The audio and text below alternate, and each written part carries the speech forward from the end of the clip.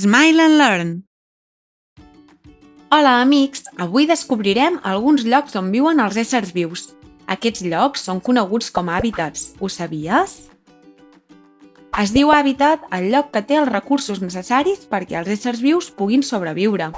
Aquests recursos són la llum, l'aigua, la temperatura, el sol i l'oxigen. Segons com siguin aquests recursos, podem trobar hàbitats molt diferents. Hi ha dos tipus d'hàbitats naturals, els terrestres i els aquàtics. Avui viatjaré als hàbitats terrestres. Vens? Desert. Uf, quina calor que fa! Mira, estem al desert. Aquí hi ha molt sol i la temperatura és molt alta. Al desert plou molt poc i l'aigua és escassa. Per aquest motiu, molts animals i plantes han desenvolupat estratègies per acumular aigua. Aquest cactus és un exemple.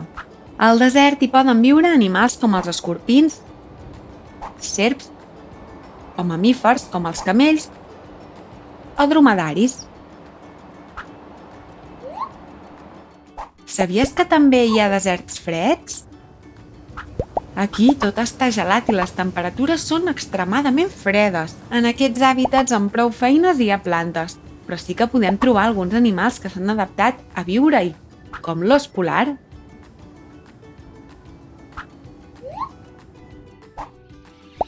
Selva. Continuem amb el nostre viatge. Mira quantes plantes hi ha. Aquest hàbitat és la selva. Aquí hi ha moltes pluges i les temperatures són temperades o càlides. Això afavoreix un ambient humit en el qual hi ha molts éssers vius. Anem a veure quins hi trobem. Mira, una orquídia i un colibrí. Això pot ser un puma o un jaguar. Crec que me'n vaig, no vull ser el seu sopar. Bosc. Estem en un bosc. Aquí també hi ha força vegetació, principalment arbres com els faigs o els pins i matolls o arbustos com l'estepa o l'arbós. Sabies que hi ha molts tipus de boscos? Les seves temperatures poden variar de fredes a càlides i per això canvia la vegetació i els animals que hi trobem. Al bosc podem trobar alguns animals com ossos, cabres o àguiles. Aquí també sol ploure sovint. Crec que el núvol que s'acosta és una tempesta. Continuem el nostre viatge. Prats. Acabem d'arribar a un prat. Aquest hàbitat es caracteritza per les plantes petites com les herbes i animals com guineus i rosegadors. El clima dels prats és humit, amb hiverns freds i estius càlids.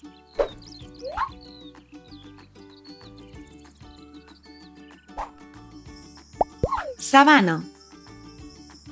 Un altre hàbitat que té poca vegetació és la sabana. Les sabanes solen ser zones seques on plou poc, no obstant això es distingeixen dos períodes. Una estació seca amb baixes temperatures i una estació que plou molt amb temperatures més càlides. Aquesta última estació rep el nom d'estació humida.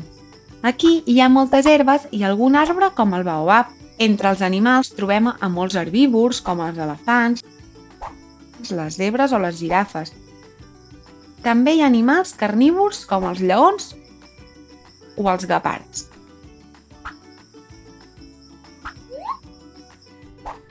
Avui hem vist els hàbitats terrestres, entre els quals es troben els deserts, les selves, els boscos, els prats i les sabanes. Però encara queden per visitar els hàbitats aquàtics.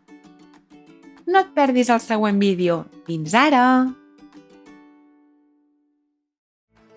Hola un altre cop! Al vídeo anterior hem parlat sobre els hàbitats. Te'n recordes del que són? Es diu hàbitat al lloc que té els recursos necessaris perquè els éssers vius puguin sobreviure. Aquests recursos són la llum, l'aigua, la temperatura, el sol i l'oxigen. Segons com siguin aquests recursos, podem trobar hàbitats molt diferents. Hi ha dos tipus d'hàbitats naturals, els terrestres i els aquàtics. Al vídeo anterior hem viatjat als hàbitats terrestres. Avui ens toca anar als hàbitats aquàtics. Vens? els rius i llacs.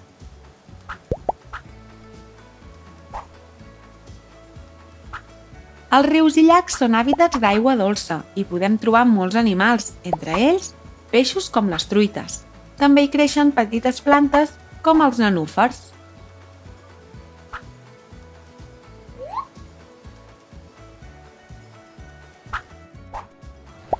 Els oceans i mars. Els oceans i mars són hàbitats d'aigua salada i trobem una gran diversitat d'animals com les balenes, els taurons, els corals o els cavalls de mar. També hi ha plantes que creixen al mar com les algues.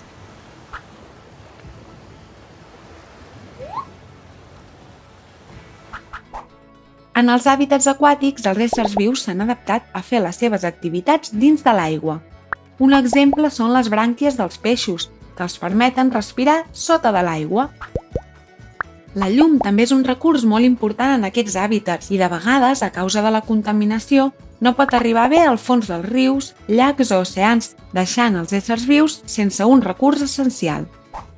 Avui hem après que els hàbitats aquàtics es distingeixen en rius i llacs d'aigua dolça i oceans i mars d'aigua salada.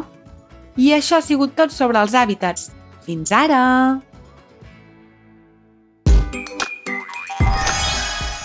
Sabies que a l'aplicació educativa de Smile and Learn podràs trobar centenars de jocs i vídeos tan divertits com aquest?